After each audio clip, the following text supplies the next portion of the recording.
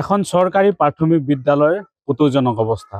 শোণিতপুৰ জিলাৰ মিছামাৰীৰ নগাপথাৰ গাঁৱত অৱস্থিত যি মানৱেন্দ্ৰ শৰ্মা মেমৰিয়েল প্ৰাথমিক বিদ্যালয়খনত এটা শ্ৰেণী কোঠাতেই 6টাকৈ শ্ৰেণীৰ পাঠদান কৰিছে এজন শিক্ষকে। আৰু এই বিদ্যালয়খনত এনেধৰণে এতিয়া চলিছে শিক্ষা ব্যৱস্থা। মই পোনে পোনে সেই পৰিৱেশ দেখুৱাম। এজন শিক্ষকে এটা শ্ৰেণী কোঠাতেই 6টাকৈ শ্ৰেণীৰ পাঠদান কৰিছে। আৰু এয়া হৈছে মানৱেন্দ্ৰ শৰ্মা মেমৰিয়েল প্ৰাথমিক বিদ্যালয়। এই বিদ্যালয়খন আছে শোণিতপুৰ জিলাৰ বৰচলা বিধানসভা সমষ্টিৰ অন্তৰ্গত মিছামাৰীৰ নগাপথাৰ গাঁৱত। আৰু মই পোনে পোনে দেখুৱাইছোঁ। আৰু এইগৰাকী শিক্ষকে কেইদিন পূৰ্বে দুৰ্ঘটনাটো পতিত হৈছিল। অসুখীয়া দেহাৰে শিক্ষকজনে পেঙৰ সহায়ত এনেধৰণে পাঠদান কৰি আছে। মই দেখুৱাইছোঁ এয়া, যিহেতু এজন শিক্ষকেই আৰু সেয়েহে এটা শ্ৰেণী কোঠাতে এনেধৰণে পাঠদান কৰিছে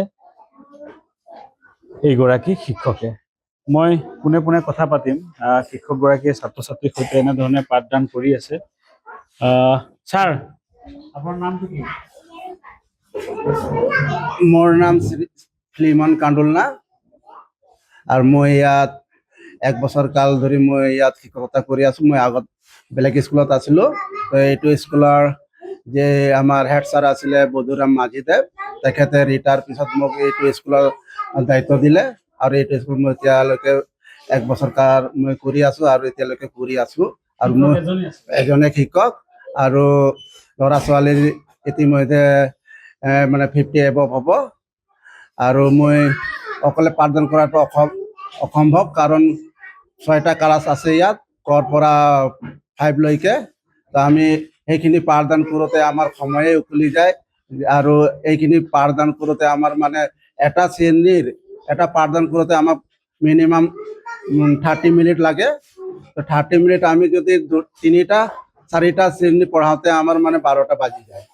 তাৰপিছত মধ্যাহ্ন ভোজন হয়। মধ্যাহ্ন ভোজনৰ পিছতো আমি 1 ঘণ্টা ক্লাছ কৰি দুটা শ্ৰেণী ক্লাছ কৰিব পৰা যায়।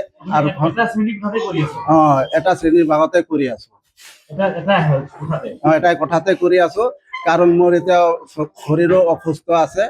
গতিকে মই এটা শ্ৰেণীতে এতিয়া মই অকল পেন লৈ আহিছোঁ। যথেষ্ট অসুবিধা হয়। আৰু আমাৰ স্কুলৰ মানে ৰাস্তা পদূলিও ইমান ভাল নহয়। কালভাৰটো ভাঙিছে আৰু এক পাক মানে ঘূৰি আহিব লগা হয় ল'ৰা ছোৱালীবিলাকক। আৰু তথাপিও তেওঁলোকে কষ্ট কৰিছে, আহিছে, পাঠদান লৈছে। আৰু তেওঁলোকে যিটো মই শিক্ষা দিব পাৰিছোঁ সেইখিনি মই যথেষ্ট বুলি ভাবি আছোঁ।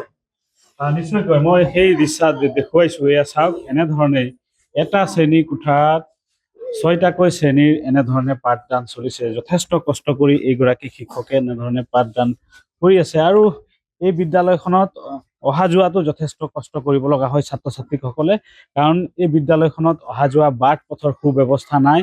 কালভাৰ্ট বিধ্বস্ত হৈ আছে, কিন্তু আজি কুপতি কোনো ধৰণৰ ব্যৱস্থা গ্ৰহণ কৰা নাই। স্থানীয় এগৰাকী ব্যক্তি আছে, মই কথা পাতিম। কি ক'ব? বিদ্যালয়খনত এশবোৰো সমস্যা আছে।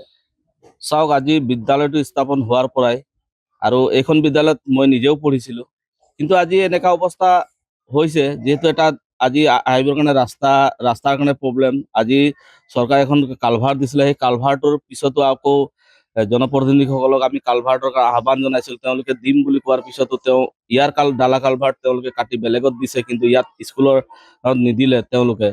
কিন্তু আজি মই চৰকাৰক অনুৰোধ কৰিব বিচাৰোঁ, যিহেতু ডালা কালভাৰটো দিব লাগে, আৰু ইয়াত লগতে এজন শিক্ষক পৰ্যাপ্ত পৰিমাণৰ ষ্টুডেণ্ট আছে, তাৰ হিচাপত আকৌ 2জন শিক্ষকৰ দিব লাগে। আৰু বিভাগীয় কৰ্তৃপক্ষক আমি জনাইছিলোঁ যে আমাৰ তাতে 2জন শিক্ষক দিব লাগে। আৰু তেওঁলোকে য'ত 15জন ষ্টুডেণ্ট আছে তাত 2-3জন শিক্ষক আছে, কিন্তু আমাৰ এইখন বিদ্যালয়ত মানে শিক্ষকৰ অভাৱ।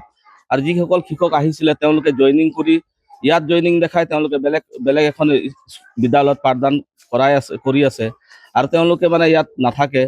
এনেকুৱা এটা প্ৰব্লেম হৈছে, যিহেতু আমাৰ ভিতৰুৱা অঞ্চল, আৰু এই অঞ্চলত আমাৰ ষ্টুডেণ্ট বহুত। আৰু সেইকাৰণে আজি এজন শিক্ষকে পৰ্যাপ্ত পৰিমাণে পঢ়াবৰ কাৰণে অসুবিধা হৈছে তেওঁৰ। আমি শিক্ষা বিভাগৰ শিক্ষামন্ত্ৰীক আমি আহ্বান জনাওঁ, যিহেতু তেওঁ অতি শীঘ্ৰেই আমাৰ এই বিদ্যালয়খনত আৰু এজন শিক্ষক দিয়ক। আৰু এই কালভাৰ্টৰ, আৰু মই বিভাগৰ যিজন আমাৰ পঞ্চায়তৰ প্ৰতিনিধিসকল আছে তেওঁলোকক মই অনুৰোধ জনাওঁ যিহেতু এই কালভাৰটো তেওঁলোকে চাই চিতি তেওঁলোকে বনাই দিয়ক। ৰাস্তাটো যিহেতু নেকি ষ্টুডেণ্ট অহা যোৱাৰ বৰ অসুবিধা, এতিয়া বাৰিষা দিন আহিছে, এটা পকী খুঁটিৰ ওপৰত তেওঁলোকে ভাৰসাম্য দি তেওঁলোকে পাৰ হয়। আৰু আপোনালোকেও চাইছে যিহেতু এটা পকী খুঁটি দিয়া আছে, ৰাইজে তেনে পকী খুঁটি দিয়ে আৰু প্ৰত্যেক বছৰে এইটো ভাঙি দিয়ে। ইয়াৰ কাৰণে আমি ডালা কালভাৰটোৰ আহ্বান জনাইছিলোঁ, তেওঁলোকে আজিলৈকে ডালা কালভাৰ দিবলৈ ব্যৰ্থ হৈছে। আৰু এই পঞ্চায়ত ৰাজ ব্যৱস্থাত তেওঁলোকৰ নিজ ইচ্ছামতে যিকোনো কাম কৰিব বিচাৰে, কিন্তু এখন বিদ্যালয়ত অহা যোৱাৰ কাৰণে তেওঁলোকে ষ্টুডেণ্টৰ ভৱিষ্যতৰ লগত তেওঁলোকে হেতালি খেলিছে। মই বিভাগীয় কৰ্তৃপক্ষ আৰু মই চৰকাৰক আহ্বান জনাওঁ, যিহেতু এইটো আমাৰ এই বাৰিষাৰ সময়ত তো তেওঁলোকে মানে এই দলংটো বনাবৰ কাৰণে বা এই কালভাৰটো বনাই দিবৰ কাৰণে মই অনুৰোধ জনাইছোঁ। হয়, বিদ্যালয়খনত যি অহা যোৱা কৰা এটা পথ আছে, এই পথো বিধ্বস্ত হৈ আছে, কালভাৰ্ট বিধ্বস্ত হৈ আছে। এই ক্ষেত্ৰত পঞ্চায়ত প্ৰতিনিধি বা স্থানীয় জনপ্ৰতিনিধিয়ে আজিৰ প্ৰতি ব্যৱস্থা গ্ৰহণ কৰা নাই। সেয়েহে এনেধৰণে ক্ষোভ প্ৰকাশ কৰিছে আৰু আগন্তুক দিনত এই সমস্যাসমূহ সমাধানৰ দাবী জনাইছে স্থানীয় ৰাইজে। আপুনি বিচৰা বাতৰি পাব কেৱল নিউজ 18 এপত। নিউজ 18 এপ ডাউনলোড কৰিবলৈ স্কেন কৰক এই QR কোড। গুগল প্লে ষ্টৰতো পাব এই নিউজ 18 এপ।